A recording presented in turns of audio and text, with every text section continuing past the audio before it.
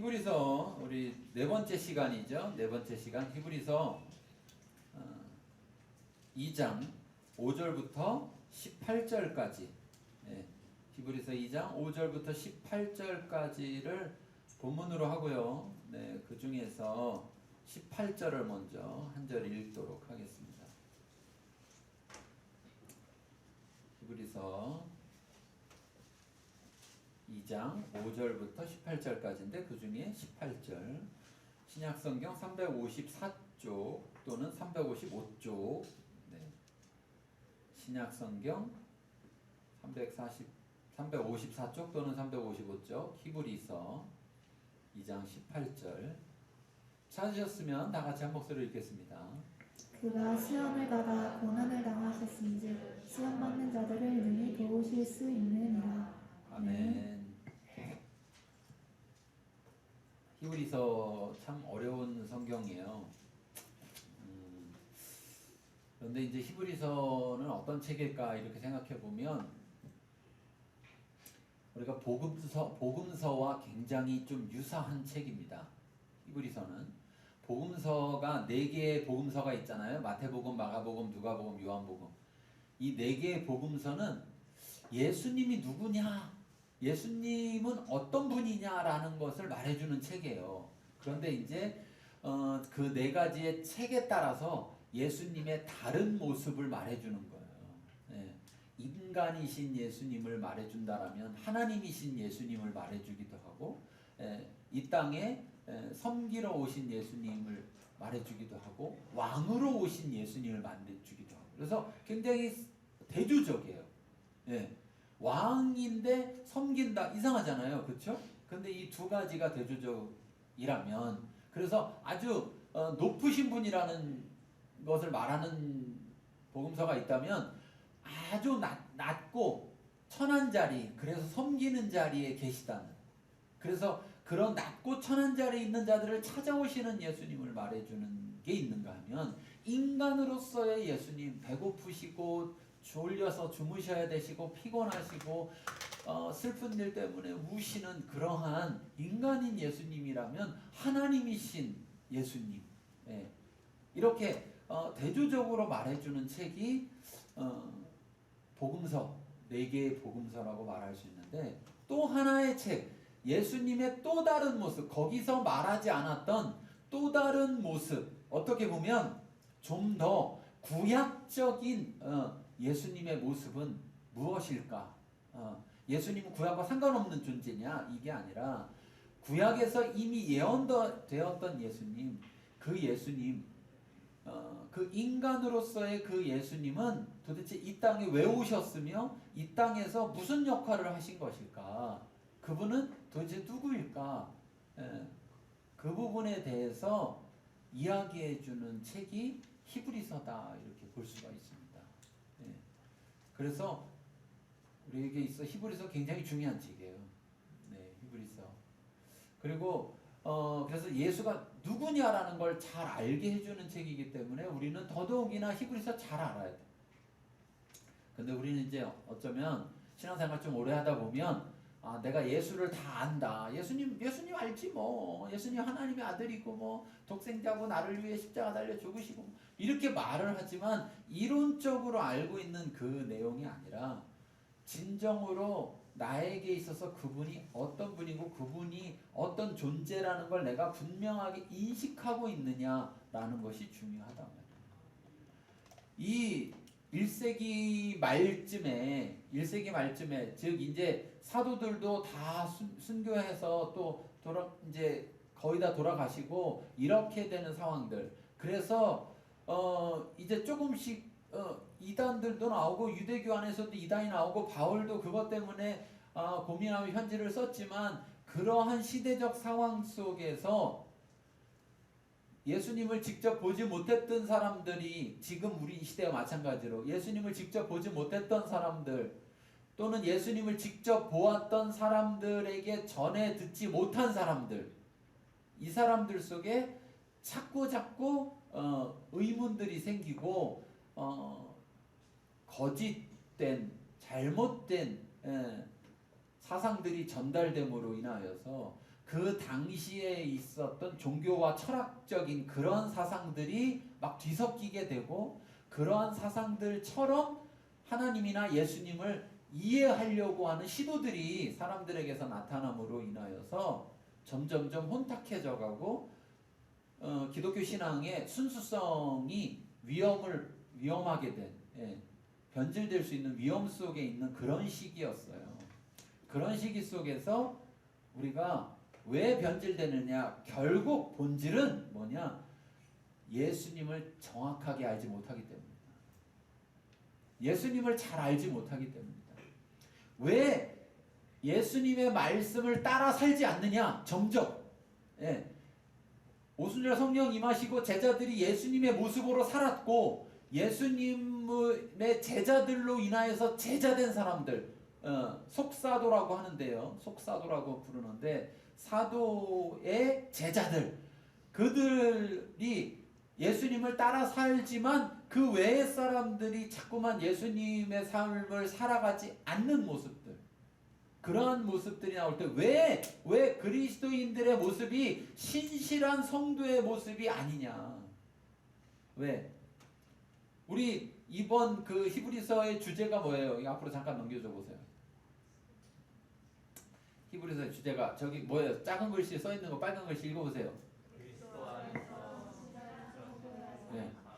그리스도 안에서 신실한 성도의 삶 뭐냐? 신실한 성도의 삶. 신실한 성도의 삶. 다시 말하면 믿을 만한 성도의 삶이 있어야 되는데 넘어가요. 믿을 만한 성도의 삶이 있어야 되는데 그런 신실한 성도의 삶이 없어지고 있다. 자꾸 변질되고 있다. 양다리들이 나오고 그러고 있다. 그런 가운데에서 신실한 성도의 삶을 왜 살지 못하느냐라고 했을 때 히브리서는 간단하게 이렇게 말하는 거예요. 그리스도 안에 있지 않기 때문이다. 예수님 안에 있지 않기 때문이다. 그 신실한 삶을 어떻게 가능하게 할 수 있느냐? 자기의 힘과 능력으로 되는 것이 아니라 그리스도 예수 안에 있을 때 가능한 것이다. 이렇게 말하는 거예요. 그럼 그리스도 예수 안에 있을 때 신실한 성도의 삶이 가능해지는데 그리스도를 모르면서 예수가 누군지를 잘 모르면서 막연하게 알고 대충 알면서 그런가 보다 이렇게 알면서 어떻게 그 안에 거한다고 할 수 있느냐라는 거죠. 안에 거한다라는 것에 대해서는 요한복음 14장이 아주 명확하게 말하는 것이죠. 뭐냐? 내가 아버지 안에 아버지가 내 안에 계신 것처럼 너희가 내 안에 거하고 내 말이 너희 안에 거하면 이렇게 표현하고 있어요. 그러니까 우리가 예수님 안에 거한다는 건 결국 뭐로 확인하느냐? 우리의 삶 속에 예수님의 말씀을 따르는 삶이 있을 때 우리가 예수님의 말씀대로 살아갈 때 그게 100점짜리냐 60점짜리냐의 문제가 아니라 예수님의 말씀을 따라 살려고 하느냐 그럴 때 그가 예수 안에 있는 것이다.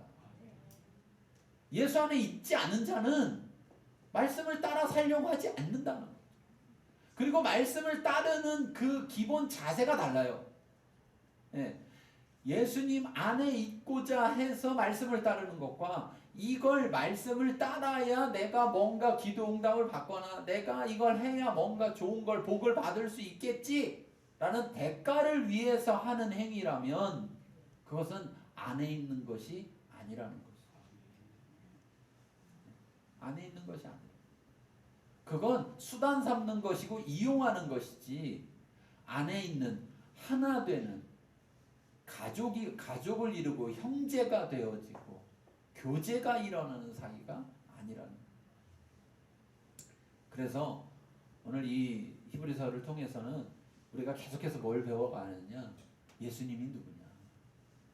우리가 지금 다시 처음 예수 믿는 사람처럼 그러한 자세를 가지고 예수님이 누구냐를 다시금 잘 알아가야 되고 그 예수님을 말할 때 하나님이 예수님을 어떻게 대하고 계시고 어떤 존재로 우리에게 알려주시는지를 우리가 잘 알아야 됩니다. 그래야 우리가 그분을 어떻게 대해야 되는지가 명확해지는 겁니다.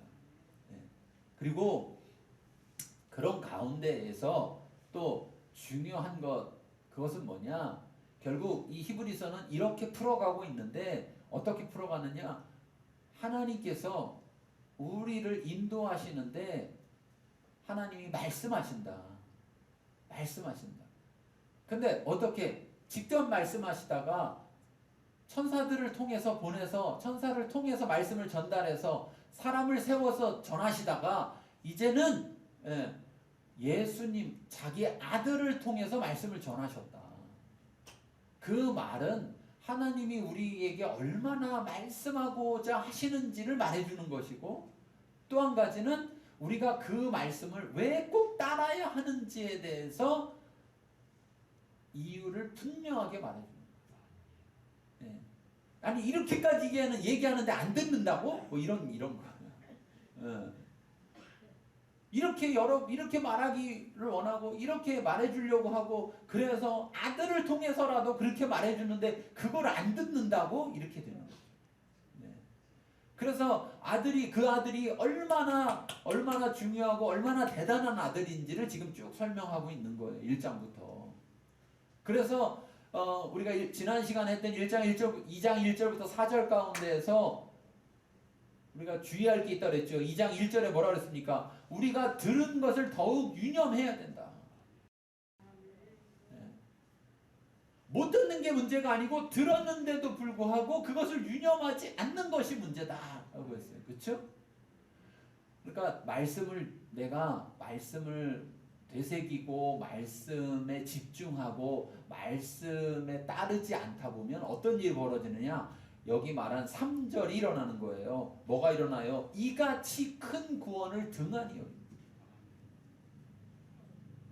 내게 주시는 구원은 별것도 아닌 것처럼 생각하고 별것도 아닌 거를 대단한 것처럼 생각하게 된다. 예. 그래서 하나님이 주신 이 같은 큰 구원을 내가 놓치지 않으려고 내가 이 구원을 이루려고 이 구원 가운데 있으려고 하는 것에 내 인생의 전부가 들어가는 게 아니라 나를 구원할 수 없는 것들을 더 중요한 것으로 여기면서 내 인생을 거기에다 쏟아붓는다는 거예요. 거기에다. 제가 어떤 영상을 봤는데 어떤 그 가수 아주 유명한 외국의 아주 유명한 가수가 인터뷰를 하는 장면이에요. 그러면서 이렇게 물어보는 거예요. 당신은 가수로 유명해져서 부자가 됐습니까? 이렇게 물어봤어요. 당신은 부자가 됐습니까? 그러니까 당신이 말하는 부자는 어떤 의미입니까? 돈을 많이 버는 거죠. 그러니까 당신이 말하는 돈을 많이 번다는 건 얼마큼입니까? 이렇게 물어봐요. 그러니까 이제 뭐 좀 오래된 영상인 것 같은데 100만 달러 뭐 얘기를 해요. 10억 뭐 이렇게 12억 이 정도 따지면 뭐 10억 이렇게 뭐 그런 식으로 그 이상 뭐 벌었느냐 이렇게 이야기를 하니까 그렇지 않다 이렇게 얘기해요. 예. 그러면서 그 사람이 이런 질문을 해요. 당신이 그걸 가지면 그 돈을 소유하면 그 소유가 당신을 부자로 만들어줍니까? 이렇게 물어봐요. 당신을 부자로 만들어줘. 저는 그 사람의 이야기를 들으면서 참 이 사람은 많은 걸 생각하는 사람이구나 이런 생각이 들었어요. 세상 사람들은 단순하게 생각한다고요. 뭔가를 많이 가지면 부자라고 생각을 하는 거예요. 무조건적. 그런 잘못된 생각이 그 속에 계속 빠져들게 만들거든요.